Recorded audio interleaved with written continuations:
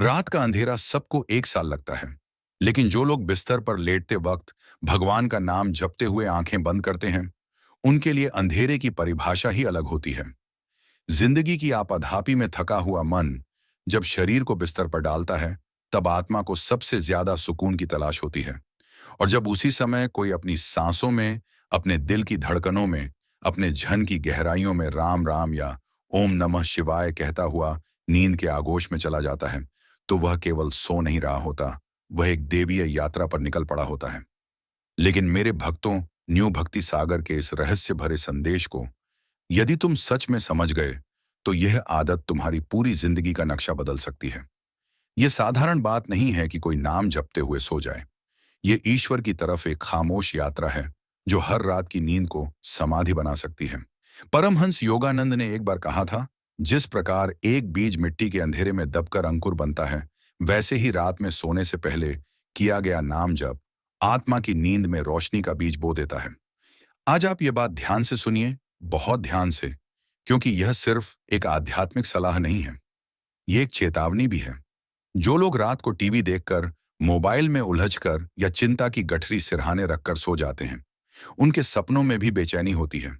और जो लोग भगवान का नाम लेते लेते अपनी चेतना को उनके चरणों में छोड़कर सो जाते हैं, उनके सपनों में दिव्यता उतरती है। आपने कभी गौर किया है, जब हम किसी से नाराज होते हैं और सोते समय वही सोचते रहते हैं, तो रात भर वह ख्याल पीछा करता है। अगर मन में डर हो तो नींद भी डरावनी होती है, लेकिन अगर आखिरी विचार ईश्वर हो, वह परम शक्ति जिसकी गोद में ब्रह्मांड भी विश्राम करता है, तो कैसी हो सकती है? वह नींद वो नींद नहीं होती, वह तो एक मौन साधना होती है, जो शरीर को आराम देती है और आत्मा को ऊंचाई पर ले जाती है। इस गढ़ यात्रा में आज मैं आपको एक ऐसा रहस्य बताने जा रहा हूं, जिसे जानकर आप अपनी हर रात को ईश्वर की पूजा बना सकते हैं। सिर्फ नाम लेना नहीं, उस नाम में डूब जाना है। उस नाम के कंपन को अपने भीतर बहने देना है। जैसे जैसे नाम जपते जपते सांसें गहराती जाए, वैसे वैसे हमारी चेतना स्थूल से सूक्ष्म की ओर बढ़ती जाती है। और तब शुरू होती है एक यात्रा जो नींद की नहीं, आत्मा की उड़ान होती है। परमहंस योगानंद ने कहा था, जब तुम ईश्वर का नाम लेते लेते सोते हो, तो वह तुम्हारे सपनों का द्वारपाल बन जाता है। अब सोचो जरा, जब परमात्मा ही तुम्हारी नींद का रक्षक बन जाए, तो कौन सी नकारात्मक ऊर्जा, कौन सा भय, कौन सी चिंता तुम्हारे करीब भी आ सकती है? विज्ञान कहता है कि नींद से पहले का आखिरी विचार पूरे 8 घंटे आपके अवचेतन मन पर हावीर रहता है। और अध्यात्म कहता है, अगर वह आखिरी विचार ईश्वर हो, तो नींद में भी आत्मा साधना करती है। इसीलिए रात को नाम जपते हुए सोना सिर्फ एक आदत नहीं, बल्कि आत्मा की चेतना को परमात्मा से जोड़ने का सीधा और सरल मार्ग है। बहुत से लोग कहते हैं, हमें तो नाम जप के लिए समय ही नहीं मिलता। दिन भर भाग दौड़, काम, परिवार, जिम्मेदारियां। लेकिन रात जब सब सो जाते हैं, जब बत्तियां बुझ जाती हैं, जब बाहर का शोर थम जाता है, तब आपके पास वह पवित्र क्षण होते हैं, जब आप अपने अंतर्मन से बात कर सकते हैं। क्या आप उस क्षण को मोबाइल में खो देंगे, या चिंता में उलझा देंगे, या फिर आप उस क्षण को एक मंत्र में समर्पित कर देंगे, जो आपको नींद में भी जागरूक बनाए? आज आपसे यही प्रश्न कर रहा है, क्या आप हर रात मरते वक्त भगवान का नाम लेते हैं? हाँ, मरते वक्त, क्योंकि नींद छोटी मृत्यु ही तो है। और जैसे मृत्यु के समय आत्मा जिस भाव में होती है, वैसी ही उसकी गति होती है। ठीक वैसे ही हर रात सोते वक्त हमारा मन जिन विचारों में डूबा होता है, वही विचार हमारी आत्मा को अगली सुबह की ऊर्जा देते हैं। एक साधक की आत्मकथा में मैंने पढ़ा था, मैं जब रात को नाम जप करते करते सोया, तो मैंने सपने में अपने गुरु को देखा। उन्होंने मेरे माथे पर हाथ रखा और कहा, आज तुमने सच में मुझे अपने हृदय में बुलाया। ये कोई कथा नहीं, यह सत्य है जिसे हजारों साधक अनुभव करते हैं, क्योंकि नाम में शक्ति है। और वह शक्ति तब और भी प्रबल हो जाती है, जब हम उसे सोते समय अपने भीतर समाहित कर लेते हैं। क्या आपने कभी अनुभव किया है कि सुबह बिना अलार्म के उठे हों, आंख खुलते ही भीतर कोई मधुरता महसूस हुई हो? ऐसा तब होता है जब रात को आत्मा शांत रही हो, जब रात का अंतिम विचार ईश्वर रहा हो। और वह सुबह केवल सूरज की रोशनी नहीं लाती, वह भीतर प्रकाश फैलाती है। लेकिन ध्यान रहे, नाम जब सिर्फ होठों की गड़गड़ाहट नहीं है, यह हृदय की पुकार है। यह उस बालक की आवाज है जो मां को ढूंढ रहा है। जब आप बिस्तर पर लेटकर ईश्वर को पुकारते हैं, तो आपकी आत्मा एक नवजात शिशु की तरह उस गोद को खोजती है, जिसमें वह विश्राम पा सके और यकीन मानिए, वह गोद हर किसी को मिल सकती है। बस आपको उस पुकार को सच्चे मन से भेजना होगा। आप में से कई लोग शायद कहेंगे, मैं तो रोज नाम लेकर सोता हूं लेकिन कोई चमत्कार नहीं होता। तो मैं आपसे कहता हूं, क्या आपने धैर्य से उस नाम को आत्मा की गहराई से लिया, या सिर्फ लोरी की तरह दोहराते हुए सो गए? क्योंकि नाम जपने का अर्थ है उस नाम को अपने भीतर अनुभव करना। और जब तक आप अनुभव नहीं करेंगे, तब तक चमत्कार भी प्रतीक्षा करेगा। हर नाम, हर हर मंत्र एक विशेष प्रकार की कंपन ऊर्जा को जगाता है। एओएम उच्चारण से निकलने वाली ध्वनि आपकी रीढ़ की हड्डी से लेकर सहस्त्रार तक की ऊर्जा को जगा सकती है। सोचिए, अगर आप इसी मंत्र के साथ रोज सोए, तो एक दिन आपका पूरा शरीर ही एक कंपन यंत्र बन जाएगा, जो दिन भर दिव्यता को प्रकट करेगा। और सबसे सुंदर बात यह है, यह सब कोई खर्चीला या कठिन साधन नहीं है। ना आपको किसी मंदिर जाना है, ना ही कोई विशेष यंत्र खरीदना है। बस लेटना है, आंखें बंद करनी है और धीरे धीरे उस नाम में डूब जाना है। नाम लेते हुए सो जाना है। यही है वह योग जो ना दिखाई देता है, न सुनाई देता है, लेकिन आत्मा में क्रांति ला देता है। परमहंस योगानंद ने कहा था, अगर तुम्हें भगवान को देखना है तो उसकी याद में खो जाओ, और अगर खोने के लिए कोई समय चुनना है तो सोने से पहले का समय सबसे पवित्र है। यह वचन केवल किताबों में पढ़ने के लिए नहीं है, यह हर रात प्रयोग करने के लिए है। जब आत्मा नाम में रम जाती है तो नींद शरीर की जरूरत बनती है, आत्मा की नहीं। ऐसे लोग जो बिस्तर पर लेटते हुए ईश्वर का नाम जपते हैं, वे उस अवस्था में पहुंचते हैं जहां शरीर विश्राम करता है, लेकिन चेतना जागरूक होती है। यह अवस्था आम नहीं होती। यह वही अवस्था है जिसमें योगी गण समाधि के पास पहुंचते हैं। और अब आप सोचिए, जहां केवल शांति है, केवल प्रेम है, केवल ईश्वर है। और यह भी जानना जरूरी है कि जो लोग इस आदत को गंभीरता से अपनाते हैं, उनके लिए स्वप्नों का अर्थ भी बदल जाता है। सामान्य लोग सपनों को भ्रम मानते हैं, लेकिन साधक उन्हें संदेश की तरह देखते हैं। क्योंकि जब आप नाम जप करते हुए सोते हैं, तो आपका मन इतना शुद्ध हो जाता है कि उसमें आने वाले स्वप्न भी किसी दिव्य स्रोत से आते हैं। कभी कभी यह स्वप्न पूर्वाभास भी दे जाते हैं।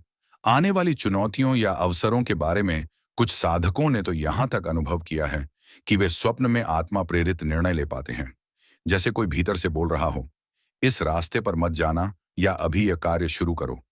ऐसे अनुभव सामान्य नहीं है, लेकिन जो आत्मा धीरे धीरे ईश्वर की छाया में रातें बिताती है, वह असामान्य अनुभवों की पात्र बनती ही है। परमहंस योगानंद अक्सर कहा करते थे, जब तुम गहरी नींद में भी परमेश्वर के नाम में लीन रहते हो, तब तुम्हारा सारा अस्तित्व दिव्य ऊर्जा से स्नान कर रहा होता है। सोचिए, यह कैसा सौंदर्य होगा।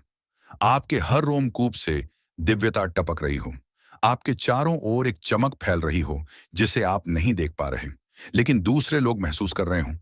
कई बार लोगों ने कहा, हमें समझ नहीं आता लोग हमसे आकर्षित क्यों हो रहे हैं। हमारा चेहरा वैसा ही है, कपड़े भी वही हैं, फिर भी लोग हमें गौर से देख रहे हैं।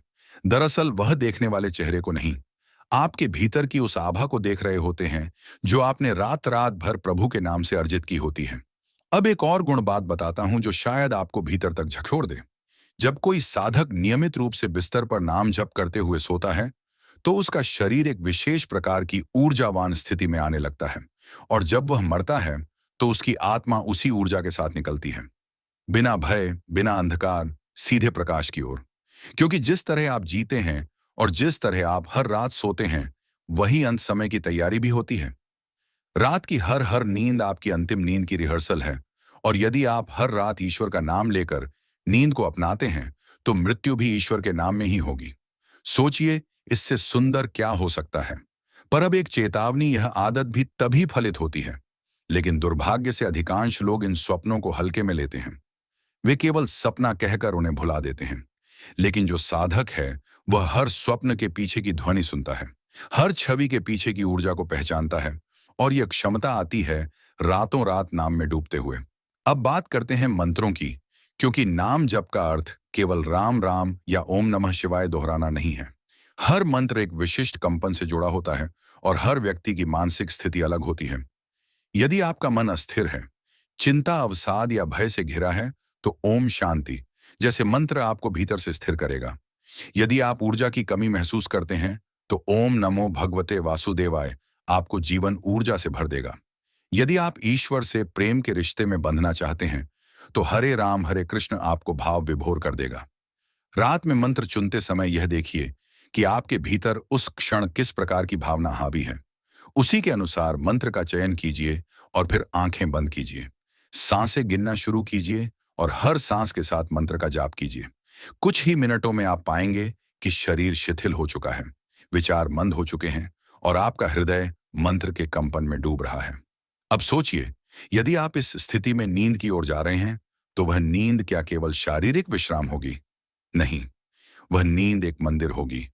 वह पल वह होंगे जब देवता आपके स्वप्न में उतरेंगे, जब ब्रह्मांड आपके पास गुप्त संदेश लेकर आएगा, जब आपके पिछले जन्म की स्मृतियां हल्की परछाई की तरह आपकी चेतना पर छा जाएंगी। आज आपसे सिर्फ एक अनुरोध कर रहा है, अब से हर रात को एक साधना बनाइए। बिस्तर कोई थकान से गिरने की जगह नहीं है, वह एक मंच है आत्मा के उड़ान की शुरुआत का। वहां लेटकर अगर आप आंखें बंद करते हैं तो केवल शरीर विश्राम ना पाए, आत्मा भी देवत्व से स्पर्शित हो। अंत में एक बहुत ही गहरे रहस्य को साझा करना चाहता हूं।